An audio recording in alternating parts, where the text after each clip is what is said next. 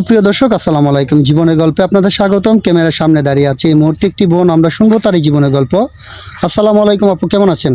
ওয়ালাইকুম আসসালাম। আসসালামু আলাইকুম ভাইয়া, ভালো আছেন? আলহামদুলিল্লাহ ভালো আছি। আপু, আপনার নাম কি, কোথা থেকে এসেছেন? আমার নাম হচ্ছে আঁচল, আমি কুমিল্লা থেকে এসেছি। কুমিল্লা থেকে এসেছেন। আপনার বয়স কত আপু?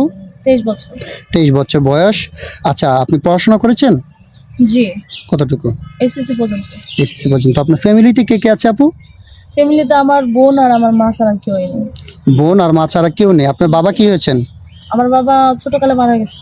আপনার বাবা ছোটকালে মারা গেছে। আপনার বয়স তো তখন কত ছিল আপু? 3.5 বছর। 3.5 বছর বয়স ছিল তখন আপনার। আচ্ছা ঠিক আছে। তারপর তো আর কখনো বাবার হাতটি ধরা হয়নি, বাবা বলে ডাকা হয়নি? না, আচ্ছা ঠিক আছে। আপনার মাকে নিয়ে এখন আছেন। আপনার ওই বোনটা আপনার বড় না ছোট? আমার ছোট। আপনার ছোট। তাহলে আপনার সংসারটা চালায় কি আপু? আমার মা ছোটখাটো একটা চাকরি করে। আপনার মা ছোটখাটো একটা চাকরি করে, সেইভাবে আপনাদের সংসারটা চলছে। জি। আপনার বিয়ে শাদী হয়েছিল? জি না। বিয়ে শাদী হয়নি। আচ্ছা ঠিক আছে, সমস্যা নাই। যেহেতু আপনার বাবা নেই, আপনার মাকে নিয়ে আপনাদের সংসারটা খুব কষ্ট করে চলছে, তাহলে আপনার বিয়ে শাদী দেওয়ার কথা ফ্যামিলি বলে নাই? মেয়ে বলছে অনেক সম্বন্ধ আছে, তারা যৌতুক ছাড়া বিয়ে করতে চায় না, আর আমার মার দেওয়ার মতো সামর্থ্য নেই। ও আচ্ছা আচ্ছা ঠিক আছে। বিয়ের জন্য অনেক লোকই আসছে অথবা বলছেও, কিন্তু যৌতুক ছাড়া কেউ বিয়ে করছে না। আচ্ছা ঠিক আছে। তো আপনি আমাদের ক্যামেরার সামনে কি জন্য আসছেন সেটা একটু বলেন। আমি আসছি যে কারণ এভাবে তো আর বিয়ে তো একদিন একদিন হইবই। তো অবশ্যই। আমি সাহস পাচ্ছি না যে নিজে নিজে কিছু করব, বা ফ্যামিলি তো যৌতুক ছাড়া দিতে পারতেছে না মা। আর আপনাদের মাধ্যমে শুনছি অনেকের হয়েছে এভাবে, আমার এই পরিচিত একজন বলছে, এই জন্য আমি আপনাদের সাথে যোগাযোগ করছি, তার থেকে নাম্বার নিয়ে। আচ্ছা আচ্ছা ঠিক আছে আপু, বুঝতে পেরেছি, সমস্যা নাই।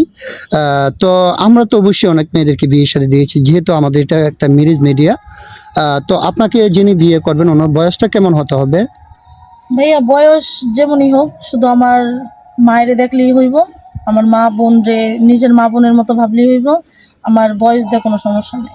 ও আচ্ছা, আপনি চাচ্ছেন যিনি আপনাকে বিয়ে করবেন, যেহেতু আপনার বড় কোনো ভাই নেই, আপনার সংসারে কোনো পুরুষ নাই, আপনি চাচ্ছেন সেই জন্য আপনার মা বোনের দিকে একটু খেয়াল রাখে, তাই তো?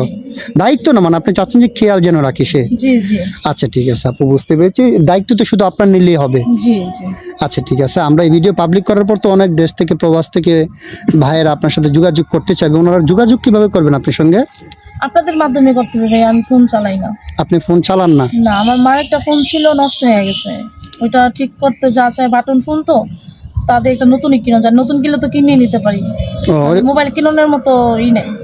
না না, ঠিক আছে, বুঝতে পেরেছি। যেহেতু আপনার ফ্যামিলিতে কোনো বাবা নেই, কোনো ভাই নেই, সেই ক্ষেত্রে আপনাদের সংসারটা চলাটাই খুবই কষ্ট হয়ে যাচ্ছে। আচ্ছা ঠিক আছে। সুপ্রিয় দর্শক, এই মুহূর্তে দেখতে পাচ্ছেন ডিসপ্লেতে একটি নাম্বার। এই নাম্বারটা হচ্ছে আমাদের ইউটিউব চ্যানেল কর্তৃপক্ষের নাম্বার। এই নাম্বারে ইমো, হোয়াটসঅ্যাপ খোলা আছে। কোনো ভাই যদি এই আপুর সঙ্গে যোগাযোগ করতে চান, তাহলে ওনার একটা স্ক্রিনশট মেরে পাঠিয়ে দিয়ে আমাদেরকে ভয়েস করবেন। আমাদের প্রতিনিধিরা আপনাদের সাথে যোগাযোগ করবে। কেউ অযথা অডিও কল, ভিডিও কল দিয়ে বিরক্ত করবেন না। আচ্ছা ঠিক আছে আপু, আমরা এই ভিডিও পাবলিক করার পরে দেশ থেকে, প্রবাস থেকে অনেক ভাই আপনার সাথে কথা বলতে চাইবে অথবা বিয়ে করতে চাইবে। যিনারা আপনাকে বিয়ে করবেন ওনার বয়সটা কেমন হতে হবে? অথবা অনেকের মনে করেন 40, 45, 50, অনেকের স্ত্রী আছে, থাকা অবস্থা বাচ্চা হয় না, তার জন্য দ্বিতীয় বিয়ে করে, পরকীয়া করে চলে গেছে, আবার বিয়ে করতে চায়। তো এরকম কোনো ভাই যদি আপনাকে বিয়ে করতে চায়, বসবেন?